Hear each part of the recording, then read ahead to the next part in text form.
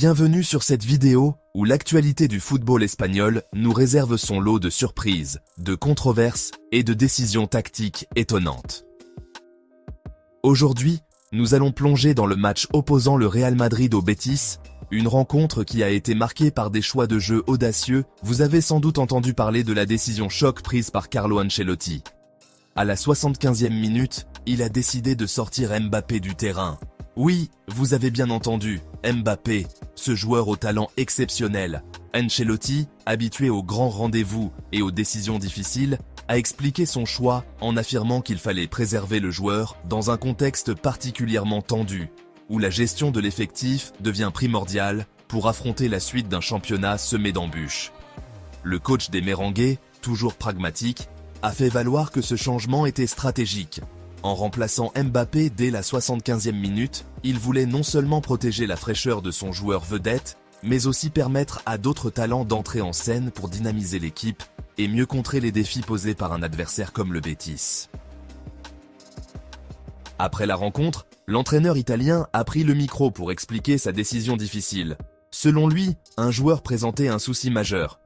Il avait ce problème, sa dent, il ne s'est pas beaucoup entraîné et il n'était pas à son meilleur niveau.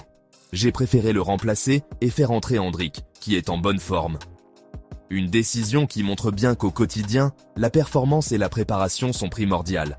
Il ajoute ensuite que, malgré un départ encourageant, l'équipe n'a pas su maintenir le rythme en termes d'attitude et d'engagement, ce qui a permis au Betis de prendre l'avantage et de remporter le match. L'entraîneur conclut en soulignant que ce résultat est un véritable coup dur, mais qu'il faut impérativement réagir. Il insiste sur le fait que si l'équipe persiste dans ce mode de jeu, le prochain match mardi risque de tourner à nouveau au vinaigre. Restez connectés pour suivre l'évolution de cette saison pleine de défis et d'enseignements.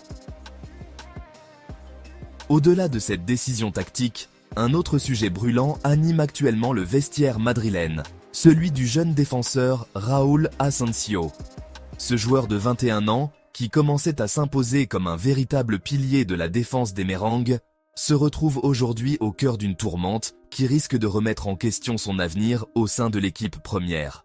Luis de la Fuente, une figure incontournable du football espagnol et entraîneur reconnu pour sa franchise, n'a pas mâché ses mots à l'encontre du jeune joueur. Dans une interview récente, il a exprimé une critique acerbe sur le niveau de jeu d'Asensio, soulignant que malgré son potentiel indéniable et sa progression impressionnante au fil de la saison, il reste encore beaucoup de travail à fournir pour atteindre le niveau d'exigence attendu à la Casablanca. Selon de la Fuente, certaines erreurs de jugement et un manque de maturité tactique lors des moments clés du match pourraient compromettre la confiance des supporters et, par extension, l'équilibre de la défense madrilène. Imaginez la scène.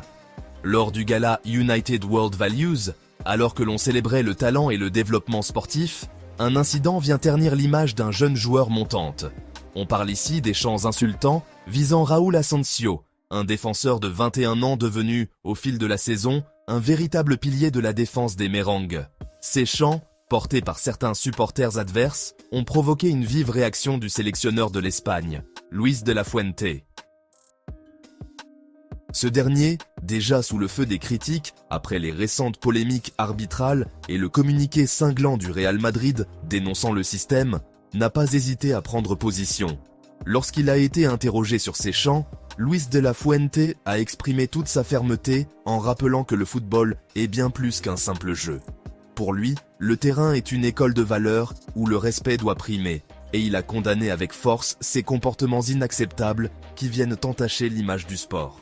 En effet, il a souligné que ces insultes racistes et xénophobes ne sont pas un problème propre au football, mais plutôt le reflet d'une réalité sociale plus large qui doit être éradiquée dès à la source. La situation se complique d'autant plus que, parallèlement à ces chants injurieux, Raúl Asensio se trouve mêlé à une affaire de diffusion d'une vidéo à caractère sexuel impliquant une jeune fille de 16 ans. Cette controverse vient ainsi s'ajouter à un contexte déjà tendu où chaque action est scrutée de près par les médias et les fans. Luis de la Fuente, dans un discours empreint de passion et de détermination, a proposé une solution forte pour stopper ce fléau. Il estime que pour éradiquer ces comportements haineux, il faut d'abord agir sur leurs sources dans la société. Selon lui, le véritable problème ne se limite pas aux gradins des stades, mais bien dans la rue, là où naissent et se nourrissent ces comportements déviants. Ces remarques ont immédiatement fait l'effet d'une bombe dans le monde du football espagnol. Les observateurs se demandent si cette critique ne présage pas une remise en question plus profonde de la politique de formation et d'intégration des jeunes talents au sein du club. En effet, alors que Raúl Asensio s'affiche régulièrement comme une révélation, sa fragilité mentale face aux situations de stress intense est aujourd'hui pointée du doigt par un expert de premier plan.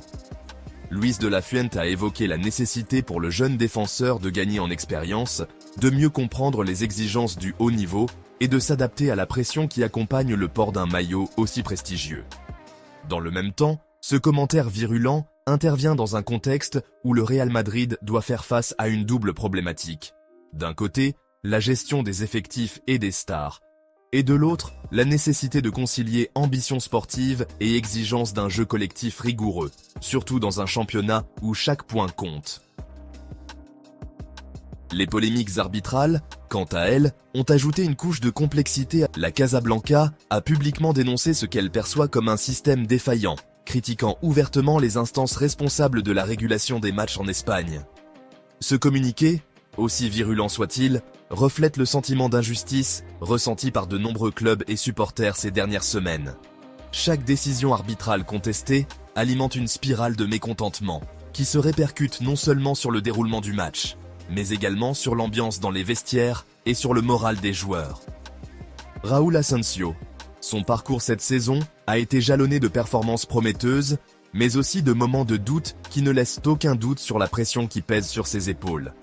Ce jeune défenseur, qui semblait destiné à devenir l'un des piliers de la défense madrilène, se trouve aujourd'hui confronté à une remise en question publique de la part de Luis de la Fuente.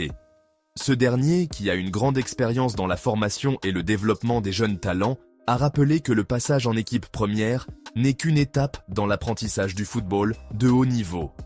Il a insisté sur le fait que chaque erreur devait être considérée comme une opportunité d'apprentissage, mais qu'elle ne pouvait en aucun cas être banalisée dans un environnement où chaque action se mesure au centime près.